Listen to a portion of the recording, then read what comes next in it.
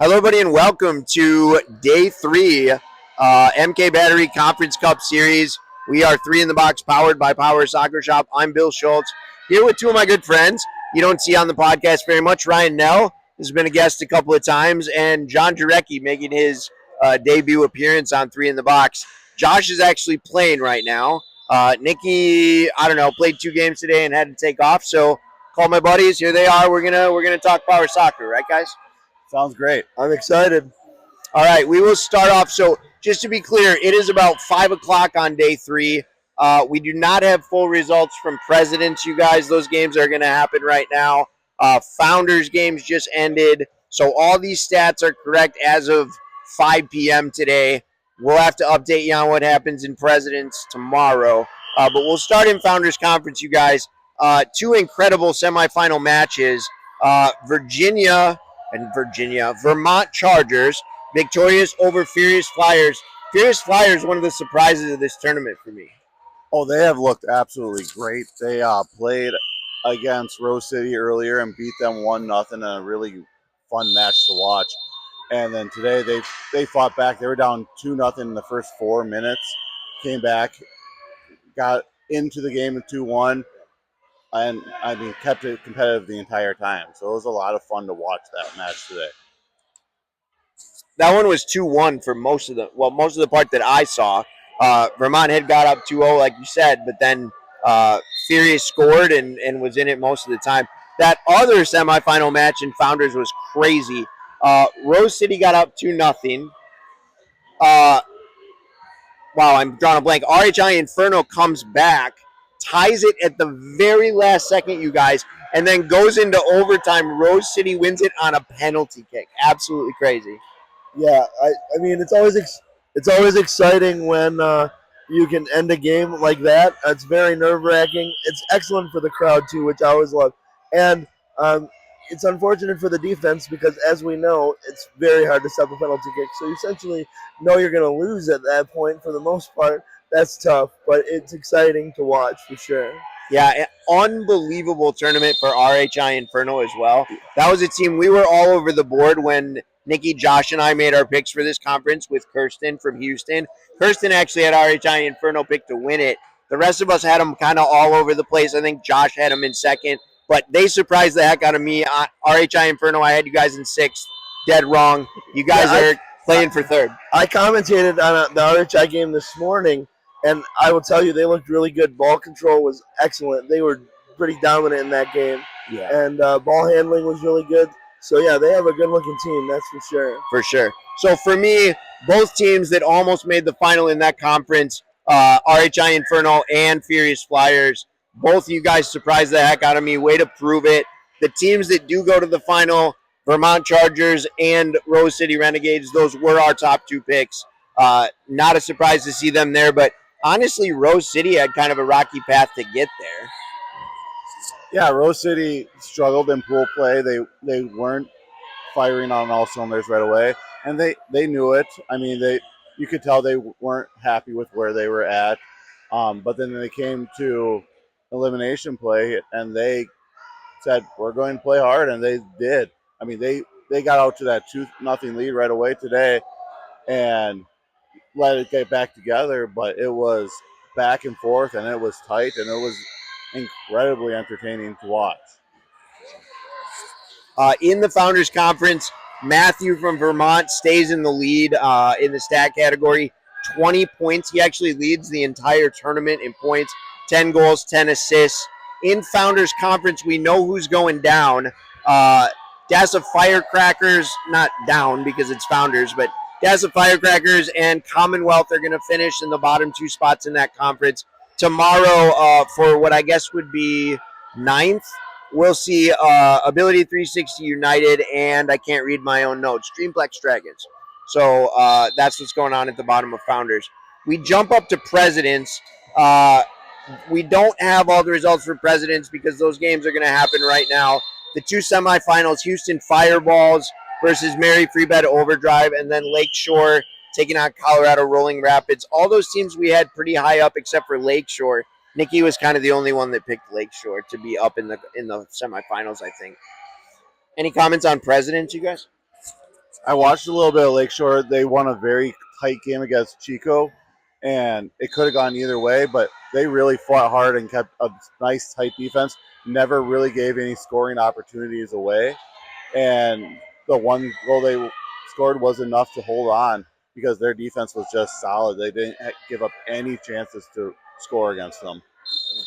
Yeah, I would agree with John. I think from what I've seen of them too, the defense has been excellent, and that's what really helped them be successful. Obviously,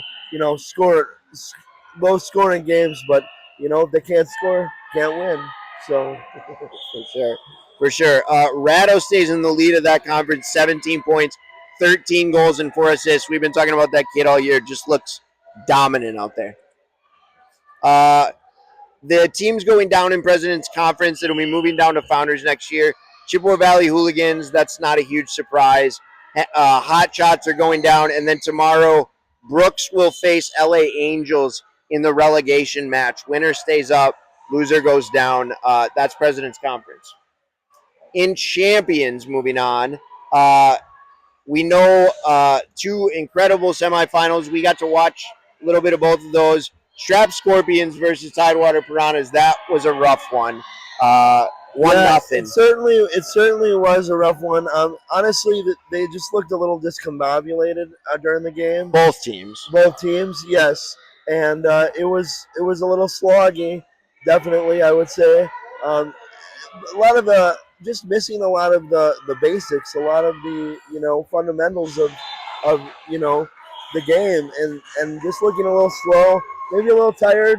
The third day of the tournament, we've been playing a lot of games, so understandable you might be a little tired, but definitely, as John said earlier, not firing on all cylinders. So I think I've said this to these guys a million times in the last 2 hours, but it felt like that game could have been 5-2 with all the opportunities. Like they were just passes that they weren't connecting on, passes across the box that just there was nobody there waiting for it. I mean, they played basically the entire second half on the one half of the court. Like, um, Straps just controlled the ball. They set up pieces. They didn't score with most of them, but they had openings. They had chances. So like at no point did it really feel like they were in danger of losing the game. It just was a matter of when they were going to score. In the other semifinal in Champions Conference, Haspel Force wins 2-0 over Atlanta Sting. Sting will play Tidewater tomorrow. Sorry for the interruption. Sting will play Tidewater tomorrow for third, and Straps will be taking on Aspo. Both those teams will be moving up to Premier Conference. Looking forward to seeing them up in Premier, seeing how they can do. Aspo we had picked up there, and Straps we did too. Those are our 1-2 picks for that conference. Beck stays in the lead with scoring in Champions. Beck's got 9.7 goals and 2 assists. I was really surprised looking at the leaderboard for Champions today, you guys. It's much, much tighter than everywhere else. Like in Founders and Presidents, there's kind of a big gap between like who's in the lead and who's not. In Champions, there's like a log jam at the top for who's like got the most goals in that conference. I was talking to a couple players about this, in fact, today, and they were telling me that they just think the competition is so tight within Champions. Like, if you take like the bottom teams in Premier, top teams in Present, and all the Champions teams, there's really not that much difference between those teams. So, like, it makes sense that the scoring is tight because they just can't find ways to get past everybody else by just having one player being that much better. Like, it doesn't work that way at that level because all the competition is really good. I mean, I think there is a lot of parity amongst all those teams, and I think that's really what we've seen in all of the divisions in the last several years.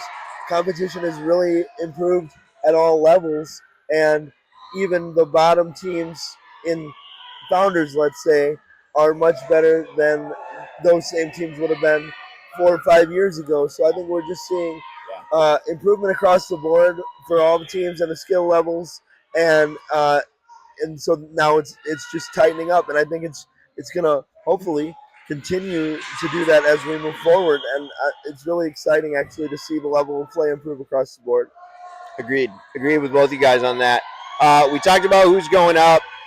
In the Champions Conference, we know who's going down and who's staying up because there were only 11 teams in that conference here. So they did instead of the bracket, they did the promotion, or excuse me, the relegation round robin. Wow, end of a long day. Ability 360 United, or I'm really sorry, guys. Ability 360 Phoenix Rising going down. Shepherd Strikers going down. Glass of Chicago staying up in Champions Conference. We move on finally to Premier Conference.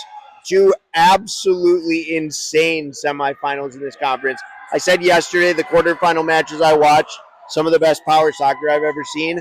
Today, I don't know about the best, but some of the most exciting, sort of engaging power soccer I've ever watched. The Shockwave sudden impact game surprised the heck out of me. That scoreline 6-1.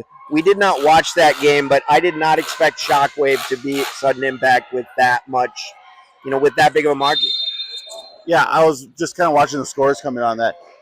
It was 4-0 in the first 16 minutes of the game. Like they scored right away. They scored quick. They scored often. They put that game to bed before it even really got going.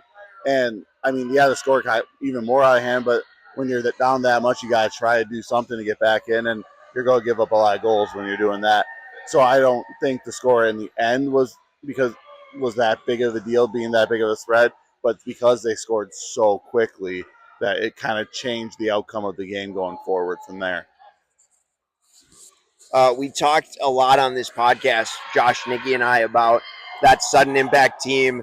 Just an incredible all-star roster there. But we talk about chemistry and trying to put those pieces together, and could they do it this year? And listen, absolutely no disrespect to the incredible roster that they put together.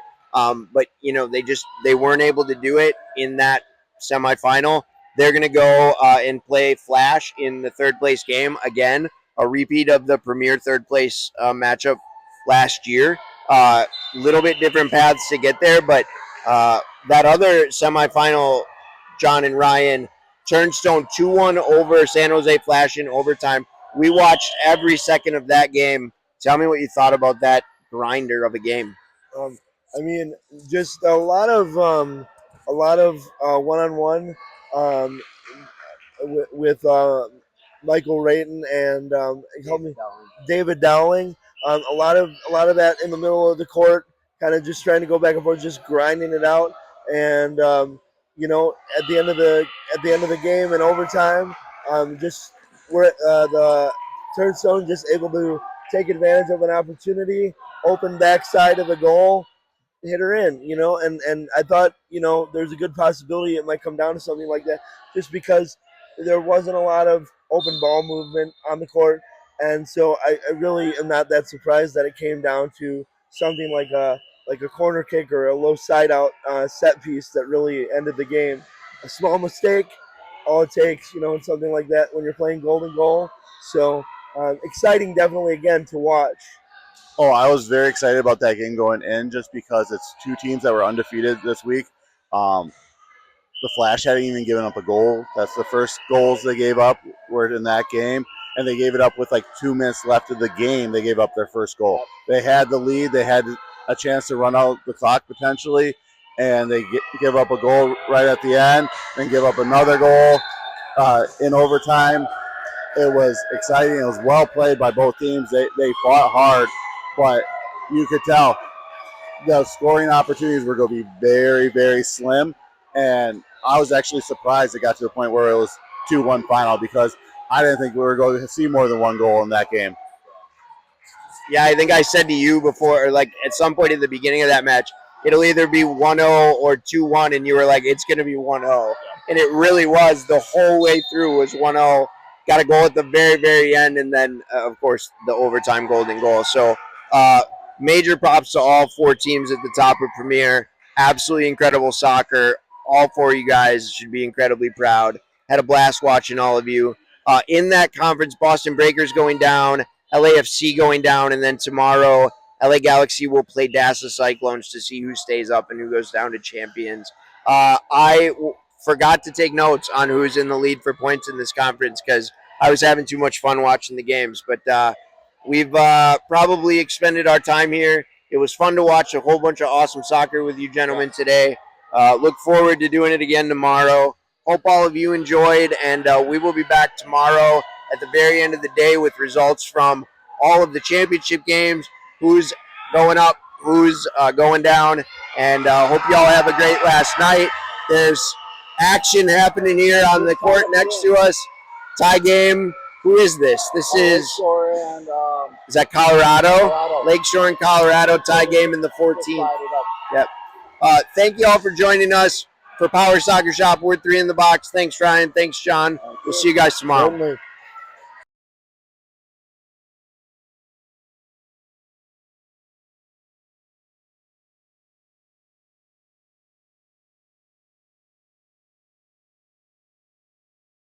This is a Facade podcast.